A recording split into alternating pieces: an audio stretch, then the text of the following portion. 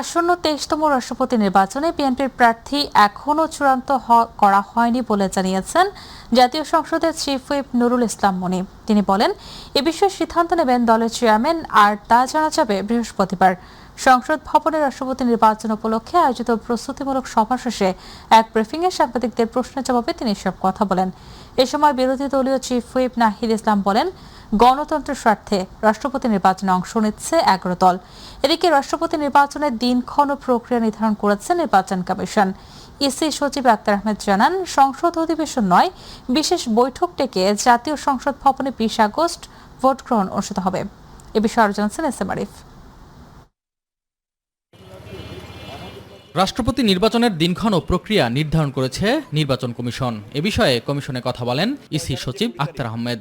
20 August আপনার ভোটটা হবে দুপুর 2টা থেকে বিকাল 5টা পর্যন্ত। এটা হচ্ছে অধিবেশন কক্ষে ভোটটা গ্রহণ করা হবে।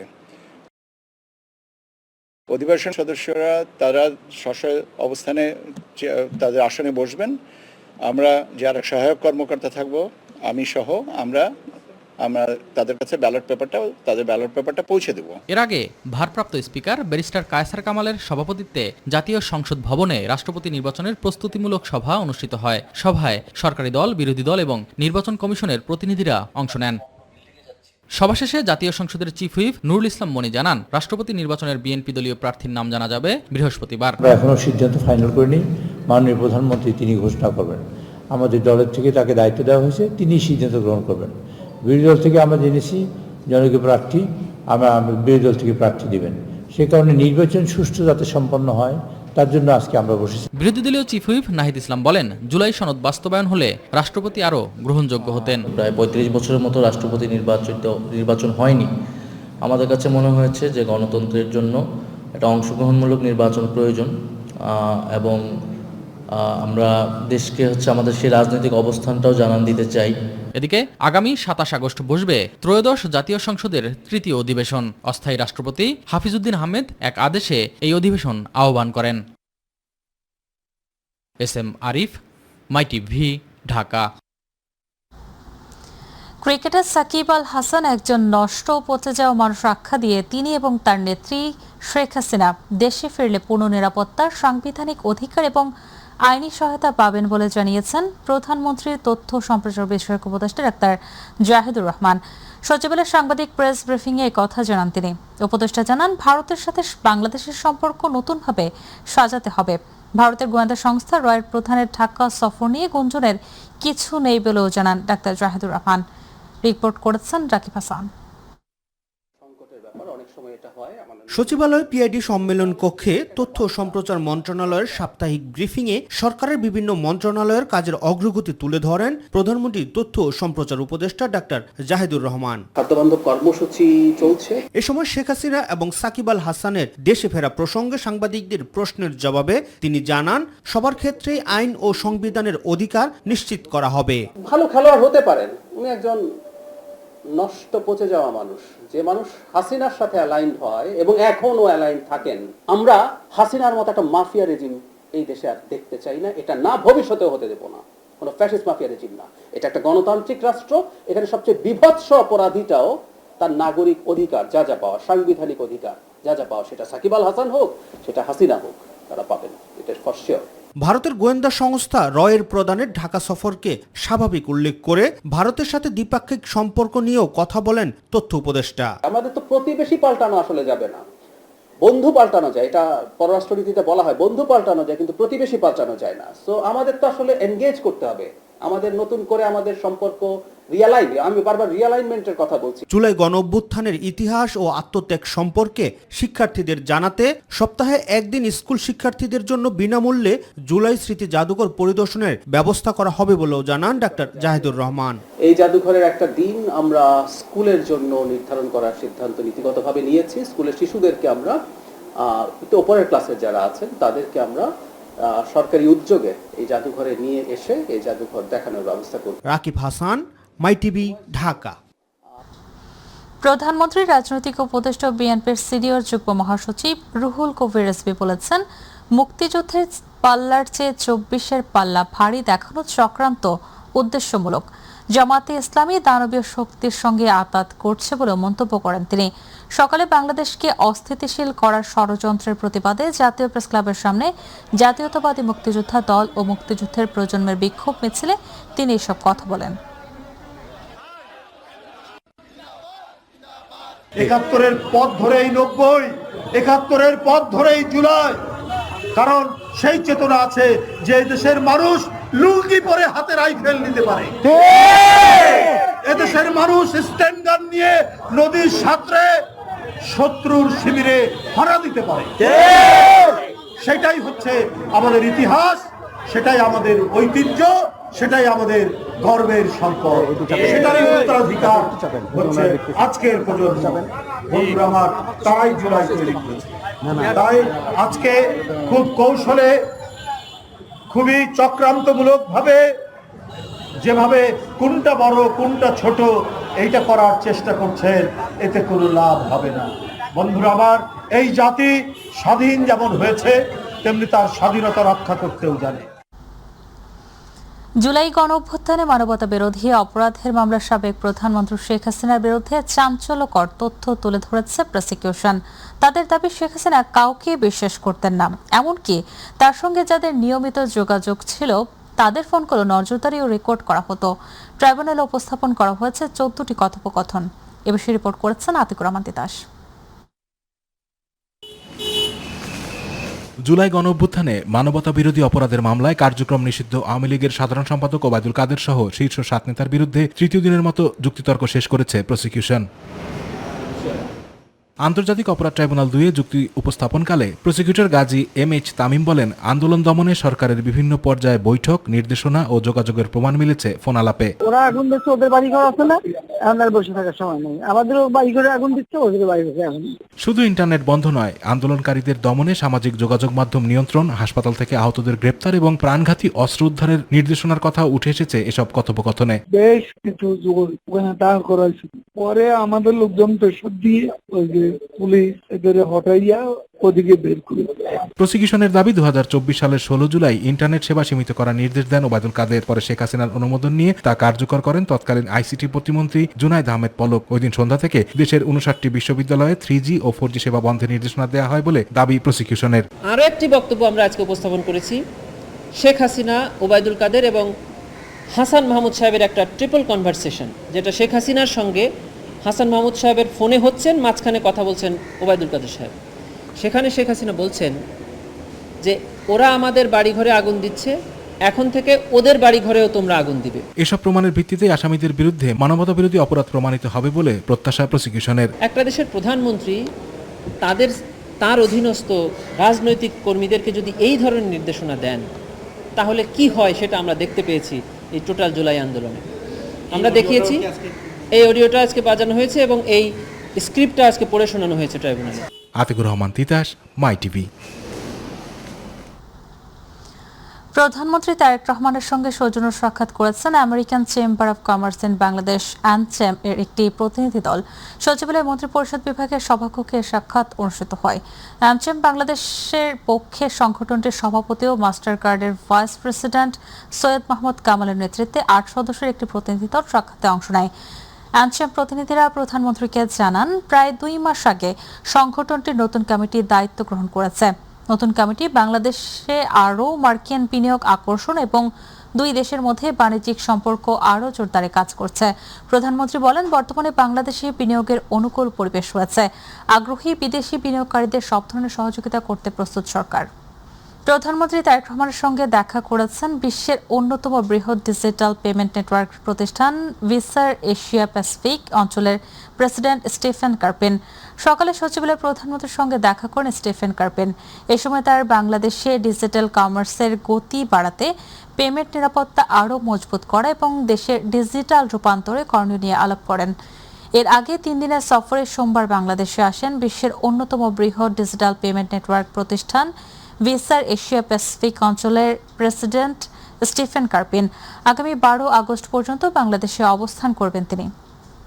নবায়নযোগ্য জ্বালানি সবার ক্রয় ক্ষমতার মধ্যে আনতে চায় সরকার বলে জানিয়েছেন বিদ্যুৎ ও জ্বালানি মন্ত্রী ইকবাল হাসান মাহমুদ টুকু। তিনি বলেন, জ্বালানি খাতে বেসরকারি বিনিয়োগ আসার সুযোগ আছে। ঢাকা ক্লাবে forum for energy reporters Bangladesh FERB আয়োজিত সেমিনারে তিনি এসব কথা বলেন। সেমিনারে বিদ্যুৎ প্রতিমন্ত্রী অনিন্দ্য ইসলাম অমিত বলেন, বিদ্যুৎ ও জ্বালানি ঘাটতি রয়েছে, এ বাস্তবতা অস্বীকার করার সুযোগ নেই। সংকটের তাৎক্ষণিক সমাধান না থাকলেও মানুষের কষ্ট কিভাবে কমানো যায়, সরকার সে চেষ্টা করছে বলেও জানান তিনি। জনগণের আকাঙ্ক্ষা পূরণের জন্য আমরা প্রত্যাশা করছি, আমরা উদ্যোগ গ্রহণ করেছি, যাতে করে আগামী 4.5 বছরে আমরা রিনিউয়েবল থেকে প্রায় 10,000 মেগাওয়াট বিদ্যুৎ আমরা উৎপাদন করতে পারি, সে ব্যাপারে আমরা প্রস্তুতি গ্রহণ করছি। পার্টিকুলারলি এনার্জি সেক্টরে আমাদের প্রাইভেটের ইনভেস্টমেন্ট আমাদের অত্যন্ত জরুরি। আমরা অনেক চেষ্টা তদবির করে আমরা এটাকে বন্ধ করতে পেরেছিলাম। তেলের তো অভাব হয়নি। যখন ফ্লোরিডা ড্রাই হয়ে গেছে তখন ঢাকা কিন্তু ড্রাই হয় নাই। তারপরেও এটা নিয়ে বিশাল লাইন, পরে দেখা গেল যে ব্ল্যাক মার্কেটিং শুরু হলো, পরে দেখা গেল যে অনলাইন ব্ল্যাক মার্কেটিং শুরু হলো। পদ্মা ব্যারেজ বাস্তবায়নে উদ্যোগ নেওয়া হয়েছে। দেশের স্বার্থ প্রাধান্য দিয়ে পানি চুক্তি করতে চায় সরকার, এমনটা জানিয়েছেন পানি সম্পদ মন্ত্রী শহীদ উদ্দিন চৌধুরানী। দুপুরে রাজধানীর চীনমৈত্রী সম্মেলন কেন্দ্রে এক সেমিনারে তিনি এসব কথা বলেন। পানি সম্পদ মন্ত্রী বলেন, পদ্মা ব্যারেজ প্রকল্পের সাথে দেশের 7 কোটি মানুষের ভাগ্য জড়িত। এছাড়া তিস্তা প্রকল্প সরকারের জন্য বড় চ্যালেঞ্জ। তিনি আরো বলেন, প্রকল্প বাস্তবায়নে দেশি বিদেশি বিশেষজ্ঞদের সহযোগিতা নেওয়া হচ্ছে। খুব শীঘ্রই স্টাডি শেষ করে তিস্তা প্রকল্প সামনে আনা হবে। এ সময় স্বাস্থ্যমন্ত্রী সরদার মোহাম্মদ শাখাওয়াত হোসেন বলেন, বিচ্ছিন্নভাবে নয়, সব মন্ত্রণালয়ের সমন্বিত উদ্যোগে SDG অর্জন করতেই হবে। পানিটা আসছে, সেই পানির স্পিরিটে আমাদের নদী ভাঙন এবং নদীর গতি প্রকৃতি প্রবাহ কোন দিক থেকে কোন দিক যাচ্ছে, এটা আমাদের নিয়ন্ত্রণে এখন পর্যন্ত নাই। সব কিছুকে নিয়ন্ত্রণ করে স্টাডি কমপ্লিট করে খুব দৃশ্যমান আমরা আশা করছি খুব শীঘ্রই আমরা জাতির সামনে আমাদের এই প্রজেক্টটা আমরা হাজির করব। SSC পরীক্ষায় যে 312টি প্রতিষ্ঠান থেকে কেউ পাশ করেনি তাদের বিরুদ্ধে ব্যবস্থা নেওয়া হবে বলে জানিয়েছেন শিক্ষামন্ত্রী এহসানুল হক মিলন। রাজধানীতে শিক্ষা সংস্কার বিষয়ক এক অনুষ্ঠানে যোগ দিয়ে তিনি কথা বলেন। শিক্ষামন্ত্রী বলেন, GPA 5 না পেলে ভবিষ্যৎ শেষ হয়ে যায় না। ভঙ্গুর শিক্ষা ব্যবস্থার উন্নয়নে সরকার কাজ করছে। এমপিও শিক্ষকদের NTRC সংক্রান্ত বিষয়টি এখনো চূড়ান্ত করা হয়নি। এ বিষয়ে আলোচনা চলছে বলেও জানান শিক্ষামন্ত্রী। রেজাল্ট ড্রপ করেছে, গত 19 বছরের মধ্যে সবচেয়ে বেশি ড্রপ করেছে। মানে আই ডোন্ট আন্ডারস্ট্যান্ড, ড্রপ কি করানো যায়? জোর করে কি রেজাল্ট ফেল করানো যায়? জোর করে কি পাস করানো যায়? This is real story, facts. আমাদের ছেলে মেয়েরা লেখাপড়া করবে, তারা অনেকেই ভালো করতে পারেনি। সেই দায়িত্ব কি আমি শুধু এই ছাত্রছাত্রীদের দেব, না আমি নিজের কাজে দেব? ধরুন আমি যদি শিক্ষককে বলে দিতাম পার্সেন্টেজ বাড়িয়ে দেন, বা আমি যদি বোর্ডকে বলতাম আহা এবার পপুলার হতে হবে, তাহলে বোর্ডরা কি করতো? ইংরেজিতে 3 পয়েন্ট, অঙ্কে 3 পয়েন্ট, সিস্টেম অ্যানালিসিসকে বলে দিত, সবচেয়ে অ্যাড হয়ে যেত, কেউ জানতোই না। That's how it was functioning. তাহলে সত্যিকার অর্থে জব করে যদি রেট 70% হয়ে যেত, আমি কি জানতাম? Would I know what was the real data? আমার স্টুডেন্টরা কি করছে? আমাদের তো রিয়েল ডেটা জানতে হবে, তাদের স্ট্যান্ডার্ড জানতে হবে, তাদের কোয়ালিটি জানতে হবে, আমার ডিফেক্ট জানতে হবে, আমি কোন জায়গায় অ্যাড্রেস করবো এটা আমাকে জানতে হবে। ইলিশের উৎপাদন বৃদ্ধিতে এর মধ্যে নানা উদ্যোগ গ্রহণ করা হয়েছে বলে জানিয়েছেন মৎস্য প্রাণী সম্পদ এবং কৃষি মন্ত্রী মোহাম্মদ আমিনুর রশিদ। সচিবালয়ে বাংলাদেশ প্রাণী সম্পদ গবেষণা ইনস্টিটিউট উদ্ভাবিত এভিয়ান ইনফ্লুয়েঞ্জা এবং গোট পক্সের ভ্যাকসিন সিড হস্তান্তর অনুষ্ঠান শেষে এ কথা জানান তিনি। মন্ত্রী বলেন, নিরাপদ খাদ্য নিশ্চিত করতে সারা দেশে ইউনিয়ন পর্যায়ে মাটির পরীক্ষা শুরু করেছে সরকার। আগামী 4 মাসের মধ্যে দেশের সব মাটির পরীক্ষার প্রতিবেদন হাতে পাওয়া যাবে বলেও জানান মৎস্য প্রাণী সম্পদ এবং কৃষিমন্ত্রী। দীর্ঘদিন মাটির যথাযথ চিকিৎসা না থাকায় ভারী ধাতুর উপস্থিতি দেখা দিয়েছে উল্লেখ করে ফসলে কীটনাশকের নিরাপদ ব্যবহার নিশ্চিত করতে একটি উচ্চ পর্যায়ের কমিটি কাজ করছে বলেও জানান কৃষিমন্ত্রী। ইলিশ মাছ স্রোতের এগেনিস্টে মুভ করে, এটাই তার তখনই তার স্বাদটুকু আসে। দুর্ভাগ্যজনক হলেও সত্য, দীর্ঘদিন ধরে আমাদের মূল যে নদীগুলিতে ইলিদের বিচরণ, ওগুলিতে ড্রেজিং এর অভাব হয়ে গেছে। আমরা সরকারের কাছে এরই মধ্যে আমরা প্রস্তাবনা দিয়েছি, এগুলি ড্রেজিং করে যেন ওয়াটার ফ্লোটাকে যেন আরো স্ট্রং, কারেন্টকে যেন আরো স্ট্রং করা হয়। রাজধানীর হাতির ঝিলের একটি বাসায় ডাকাতের প্রস্তুতিকালে চক্রের 4 সদস্যকে গ্রেপ্তার করেছে ঢাকা মহানগর গোয়েন্দা পুলিশ। বিকেলে ডিএমপি মিডিয়া সেন্টারে আয়োজিত ব্রিফিংয়ে তথ্য জানান ঢাকা মেট্রোপলিটন পুলিশের গোয়েন্দা বিভাগের অতিরিক্ত পুলিশ কমিশনার মোহাম্মদ শফিকুল ইসলাম। আটককৃতদের কাছ থেকে 2টি বিদেশি পিস্তল, 2টি ম্যাগাজিন সহ বেশ কিছু সরঞ্জাম পাওয়া গেছে বলে জানান তিনি। এছাড়া সেনাবাহিনী, পুলিশ ও র্যাবের ঊর্ধ্বতন কর্মকর্তার পরিচয় ব্যবহার করে চাকুরি দেওয়ার প্রলোভন দেখিয়ে বিভিন্ন ব্যক্তির কাছ থেকে অর্থ আত্মসাতের অভিযোগে নুরুল চৌধুরী নামে এক প্রতারককে গ্রেপ্তার করার কথাও জানান ঢাকা মেট্রোপলিটন পুলিশের গোয়েন্দা বিভাগের অতিরিক্ত পুলিশ কমিশনার মোহাম্মদ শফিকুল ইসলাম। রাজধানীর হাতিরঝিল সংলগ্ন একটি বাসায় ডাকাতির প্রস্তুতিকালে সংঘবদ্ধ ডাকাত দলের 4 সদস্যকে গ্রেপ্তার করা হয়।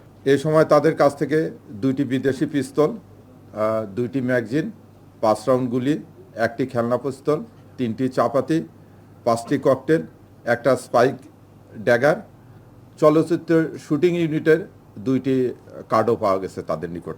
ভোলার মেঘনা ও তেঁতুলিয়া নদীতে ইলিশের দেখা মিলছে না। ভরা মৌসুমে কাঙ্ক্ষিত ইলিশ না পাওয়ায় লোকসানে জেলে ও আড়তদাররা। তবে মৎস্য বিভাগের দাবি, মৌসুম এখনও শেষ হয়নি। প্রতিনিধি আরিফ হোসেন লিটনের পাঠানো তথ্য চিত্রে বিস্তারিত জানছেন আতিকুর রহমান তিতাস। ভরা মৌসুমেও ভোলার মেঘনা ও তেঁতুলিয়া নদীতে নেই কাঙ্ক্ষিত ইলিশ। দিনরাত জাল ফেলেও অনেকটা খালি হাতে ফিরছেন জেলেরা। ফলে ট্রলারের জ্বালানি খরচ তো উঠছেই না, সংসারের খরচ জোগাতেও হিমশিম খেতে হচ্ছে তাদের, বাড়ছে ঋণের বোঝা। ঘাটে ফিরছে মাছ শূন্য ট্রলার। সামান্য যে মাছ পাওয়া যাচ্ছে তাও কিনে লাভ করতে পারছেন না আড়তদাররা। ফলে পুরো মৎস্য নির্ভর অর্থনীতিতেই পড়েছে নেতিবাচক প্রভাব। আল্লাহ দিলে কোনো রমটম চলছে। এই বছরের মতন জালিয়া দেন আর দেন, এই বছরের মতন আর কোনো দেন হয়নি কোনো জ্বালিয়ে। এই 2 থেকে 3 মাস ধরে কোনো মাছ টাছ দেখা সাক্ষাৎ কোনো পাইতাছি না। যেমনি নদীর জাল ফালাই তেমনি জাল হুদাওড়ি নদীর থেকে, কোনো মাছের কোনো খোঁজ খবর নাই। জেলেদের অভিযোগ, নদীর নাব্যতা কমে যাওয়া, পানি দূষণ সহ নানা কারণে ইলিশের বিচরণ কমেছে। পাশাপাশি অভিযানের সময় প্রকৃত জেলেরা সহযোগিতা না পাওয়ার অভিযোগও রয়েছে। মাছের যে দাম বেশি আর ব্যবসা করা যায় না, খুবই কঠিন। কোন রকম কোনোদিন সালা নেই, কোনোদিন 200, 500, 700, 1000 লোসকা নিয়ে যায়। জেলেরা তো আপনার তো নদীতে যায় মাছ শিকার করতো, কিন্তু মাছ পায় না। দেখছে 4-5 দিন পরে হয় একটা বড় মাছ পায় অথবা পায় না, বা 2-1টা ঝাটকা পায়, ওরকম মাছ পায় না। কোনো জেলেগুলোর তেলের পয়সাই হয় না। আমরা আড়তদারের খুব লসে আছি। আমাদের ঘরগতি আয়নার চালানোর মতন পরিবেশ আর নাই। তবে মৎস্য বিভাগের আশা, মৌসুমের বাকি সময়ে নদীতে ইলিশের উপস্থিতি বাড়তে পারে। সেই আশায় এখনো নদীর দিকে তাকিয়ে উপকূলের হাজারো জেলে ও প্রান্তিক মানুষ। এখন যেহেতু ইলিশের মৌসুম চলতেছে, সামনে আরো সময় আছে। আশা করি সামনে যদি আমাদের এই মৌসুমে এখন শেষের দিকে ইলিশ যদি আরো বেশি পাওয়া যায়, আমাদের জেলে সম্প্রদায় তাদের আশা আলো দেখ। ইলিশের আশায় প্রতিদিন নদীতে জাল ফেলছেন জেলেরা, কিন্তু কাঙ্ক্ষিত মাছ না পাওয়ায় বাড়ছে লোকসান ও ঋণের বোঝা। এখন তাদের অপেক্ষা কবে ফিরবে নদীর রূপালী ইলিশ। Atikur Rahman Titas, My TV.